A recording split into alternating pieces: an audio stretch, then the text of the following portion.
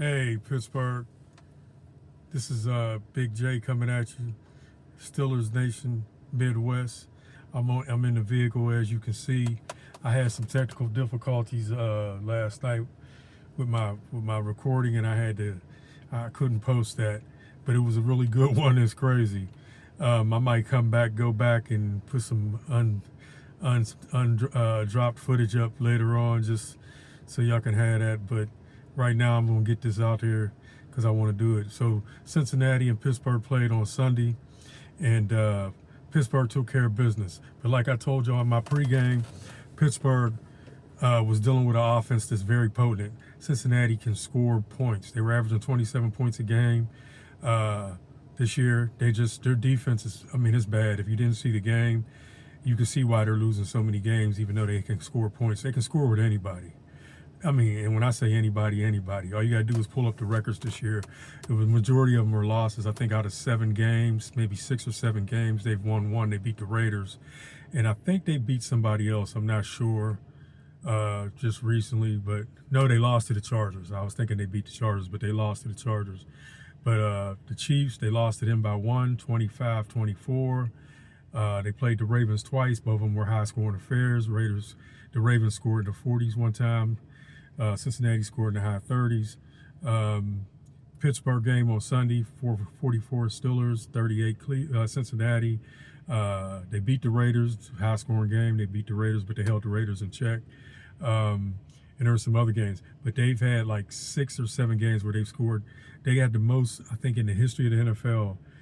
It's the first time where a team has scored like over 30 points plus points in a season, and it's like 0 for 5. That's Cincinnati. That's the Bengals, y'all. But basically, their offense is potent at the receiving core. Jamar Chase, T. Higgins, Gersecki, the tight end. They have a rookie tight end, the running back, who end up taking over for the running tailback duties over Zach Moss since Mixon went on to the Titans. This kid, Chase Brown, is pretty good. He can catch the ball at the backfield too. And we struggled with him a little bit. And I think it was the run fits, basically. You can tell the run fits at first, but then we put our foot down and stopped him.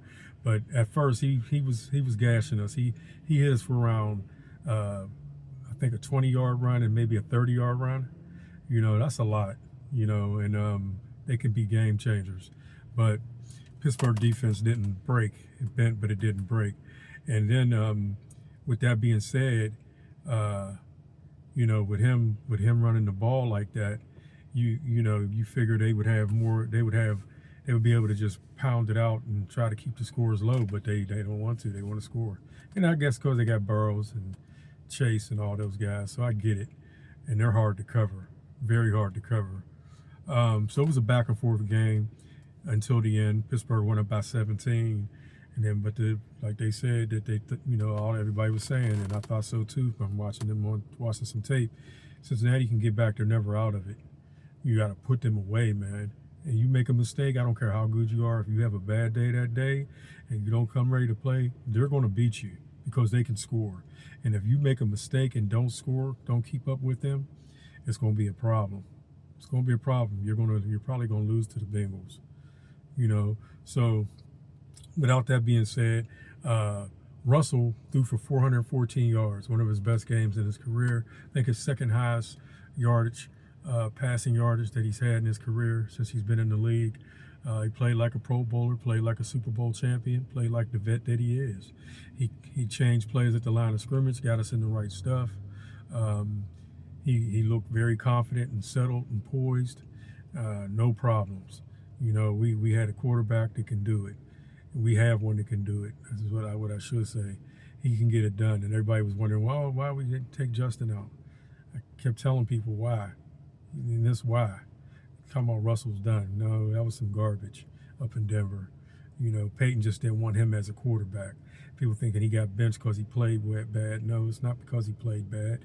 If you look at his stats last year, he had threw for 26 touchdowns and had it was 28 touchdowns, 6 interceptions.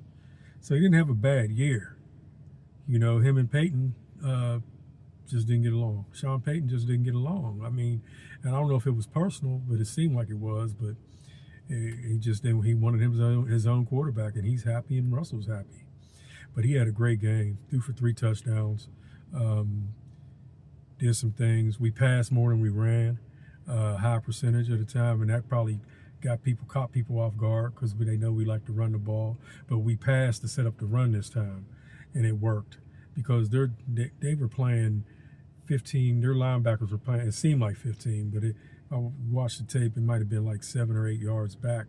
They were just dropping, and they would just run, and you could tell Pittsburgh worked on it all week. And then they talked to Najee afterwards, and it was something that they talked about all week in practice, that if they give that to them, they're going to keep taking it. And they just walked them down the field. You know, Najee would come out the backfield, go across the middle, and just sit there. And when Russell didn't get what he wanted, he'd just dump it down to Najee, and Najee would run for first downs. He did that like 4 or 5 times. And then Cordell Patterson did it, and then Jalen Warren did it too. And I'm like, man, come on, Cincy, that's crazy. You know, and that's not even counting the big passes to George Pickens on the outside. That was tremendous, those catches. He just got to get more mature, man. He's doing too much. He had the one big catch in the first half. He dropped the ball on the kid's head from Cincinnati on purpose. It wasn't a slip. Gets a flag, unsportsmanlike. Then he gets another unsportsmanlike later on. Deep pass down the sidelines. He burns the guy. Great receiver play. Hands never came up or anything. Hands never came up to that ball. Was dropping in his hands. You know, a DB had no idea what Pickens was about to do. And then he gets into the end zone. He didn't score, but he went out of bounds around the 5 and then jogged into the end zone, did his little running man. And then he shoots at supposedly makes the signal of a gun and shoots at the Cincinnati crowd. Throws another flag, unsportsmanlike. And they say that you should be kicked out after the second one, but they said the referee stated that the second penalty did not raise to the level of ejection. So he got lucky, but he got to calm down. And Tomlin said it too. You got to grow up fast, quick, you know, and that's the only thing with him, man. You just got to grow up, you know, grow up. But with that being said, our defense played well. They moved Watt around. Watt did his thing. Got to force the fumble. Herbig got a strip sack, and Wilson picked it up, ran it in for a touchdown. Before that, Dante Jackson got a pick 6 too. Not a pick 6, but he got an interception on the sidelines that killed a drive, and he could have walked it into the house, but he got tackled from behind. You know, it was just a good game by our defense. You know, it was all hands on deck. Didn't even have Highsmith, you know. So Preston Smith out of Green Bay and him and Herbig held it down on the one side. And Watt did his thing, and they moved him around a lot to get him open so they couldn't chip and double. And it worked. People talk about Minka.